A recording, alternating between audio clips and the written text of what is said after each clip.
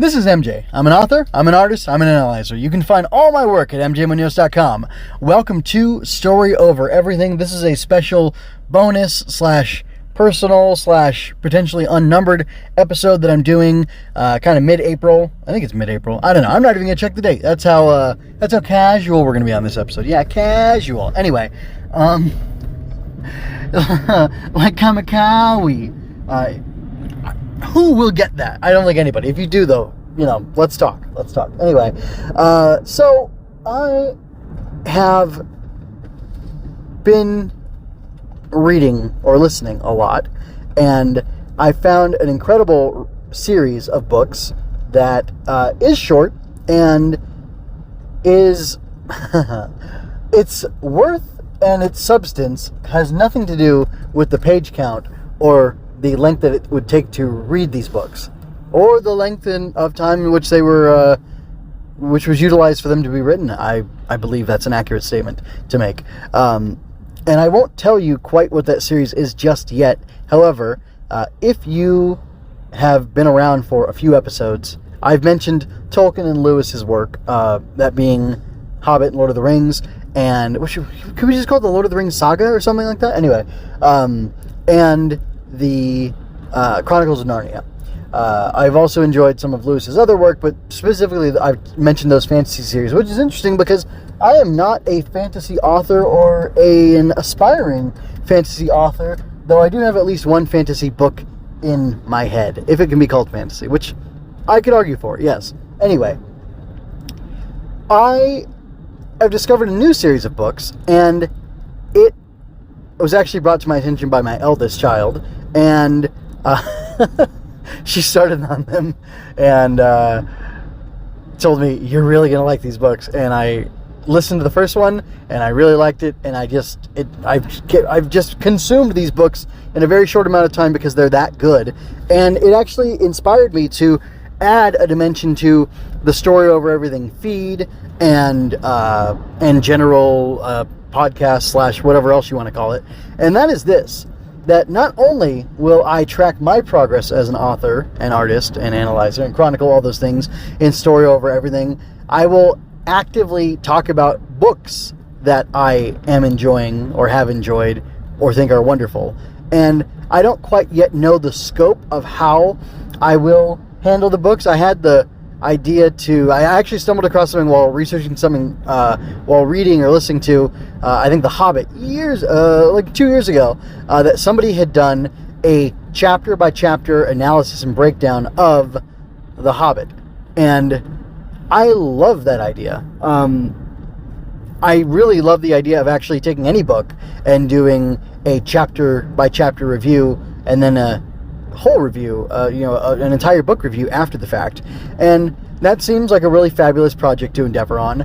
I think for now, though, I'll start off kind of wave 1 or phase 1 of my Story Over Everything book reviews or book discussions, book chats, I'm going to call them, I guess. And yeah, this is a Story Over Everything book chat. Today we're talking about anyway, I do like the idea of that, and I like the shape that's taken in my mind, that I can broadly cover a book, not do a book of the month club type thing just yet. I'll wait till I have more clout or more something or other. I don't know, and I don't know the pace yet at which I will cover the many books that I'd like to discuss, because I want to keep it reasonable for myself, but also consistent, so I'm not doing... maybe a book a month is a good idea, and maybe I can have it be a bonus episode, it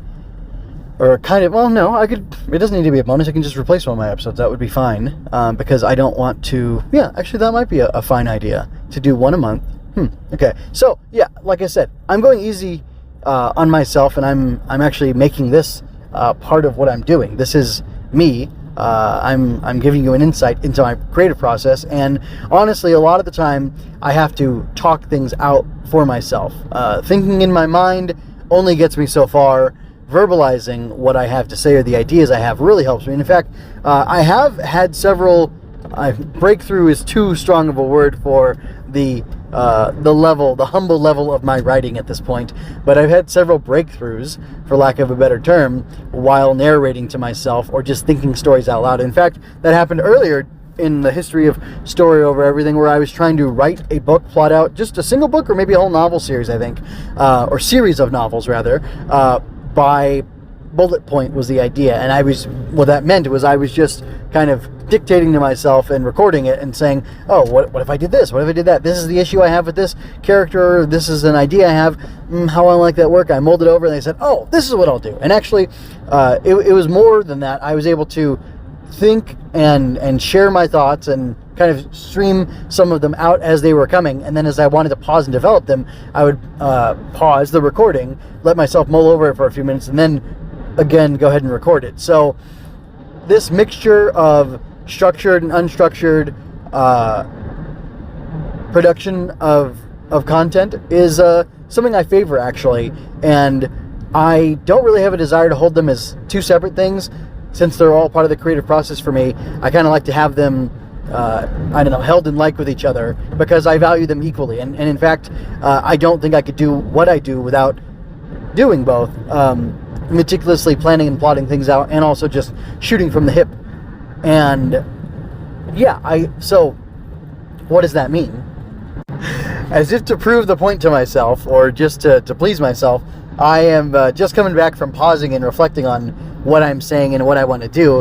And I'm thinking I almost want to talk about one book at a time in a very broad manner and highlight key points from the book, maybe the most impactful or most enjoyable aspects of the book, as well as try to sell anybody listening to me talk about this book on the merits of the book without fully spoiling it. I might delve into some of the spoilers, but I'll try to avoid them as much as possible so that I can kind of tease and promote the book, kind of work on that muscle of, well, how can I make this book sound most appealing to people?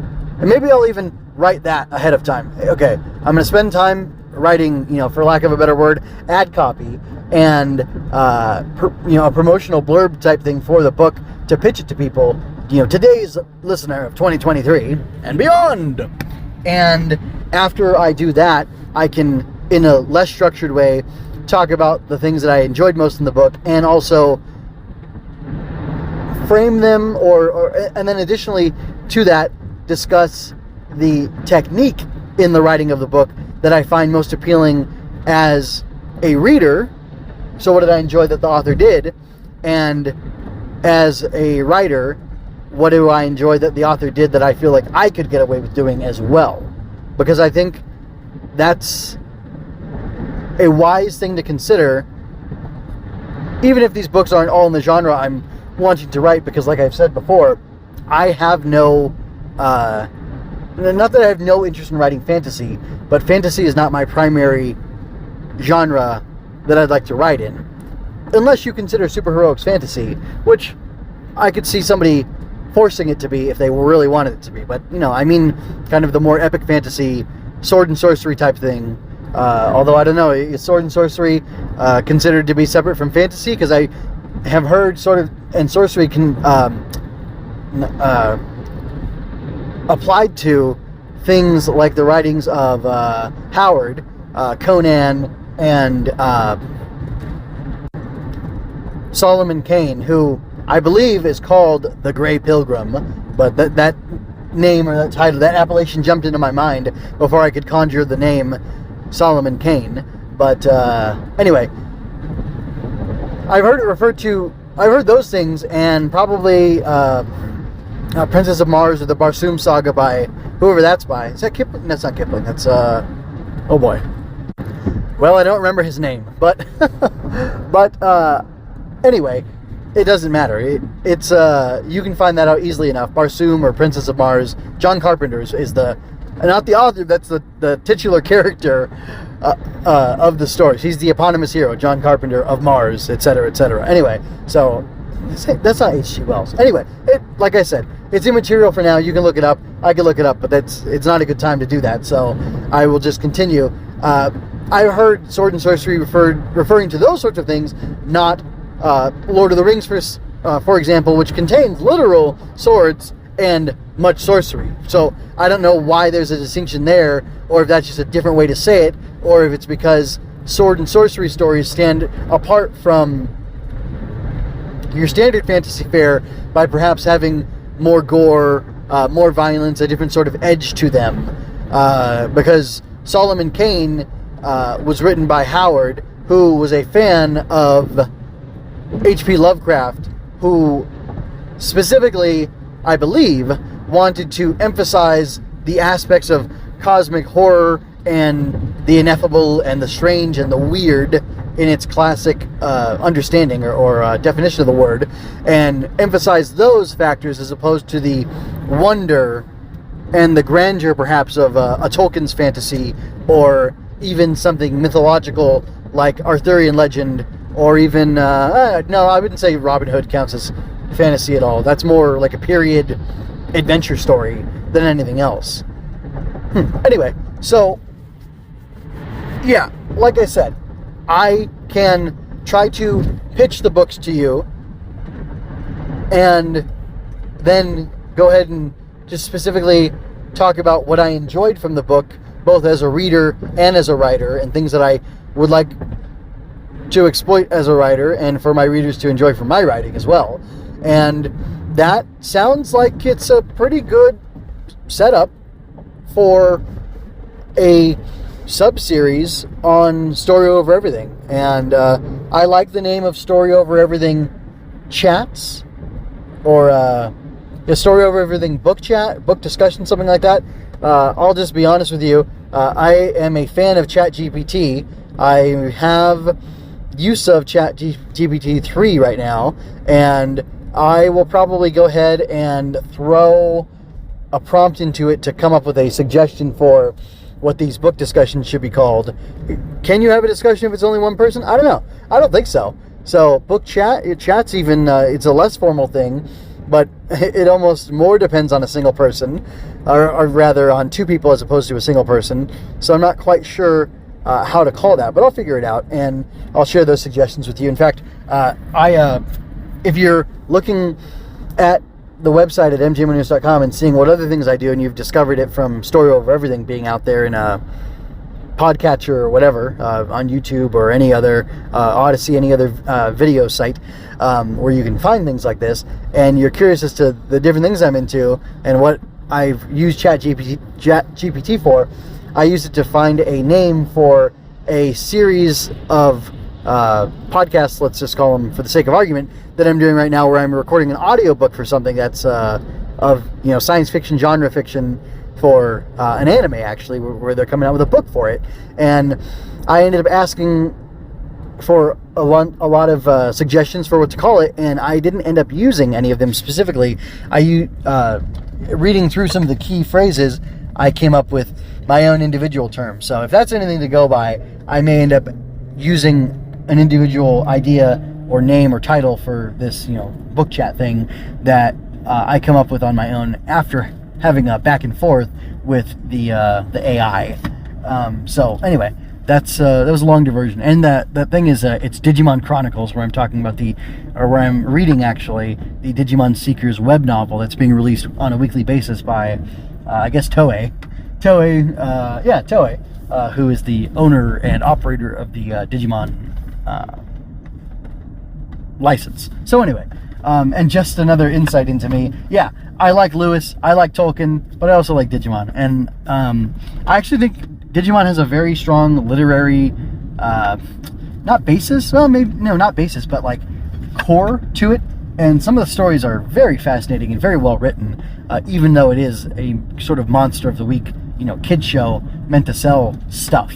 But I kind of think, I would argue that anybody who makes anything and puts it out there for people to read, watch, listen to, enjoy, is selling something in one form or another. Whether you're selling your ideology, you're selling your books, you're selling your comic book magazine or your superhero magazine, or you're selling, toys. So it's all kind of the same thing. And I think story itself, at its very core, is a device for selling something.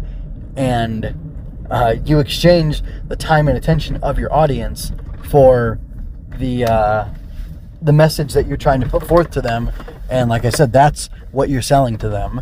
And I don't think that's a bad thing at all, because we sell our morals and our ethics and wisdom to our children, the future, our children, our fellows, and in future generations through the stories that we tell. And there's nothing wrong with that. And that's actually that idea, that concept that I have of story being such a powerful tool and being such a powerful mechanism and device is why I've called this show Story Over Everything, because I believe story is the most important thing. The details, the graphics, there's a lot of little nuances that go into how well a story lands.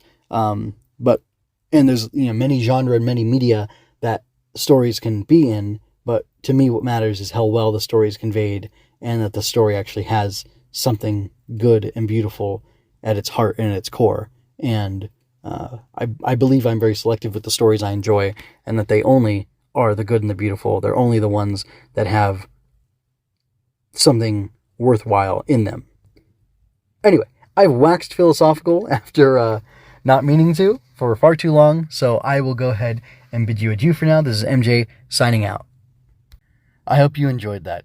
Go to mjmunoz.com to leave any questions, comments, or other feedback you might have. There you can find all of my analysis, art, and fiction.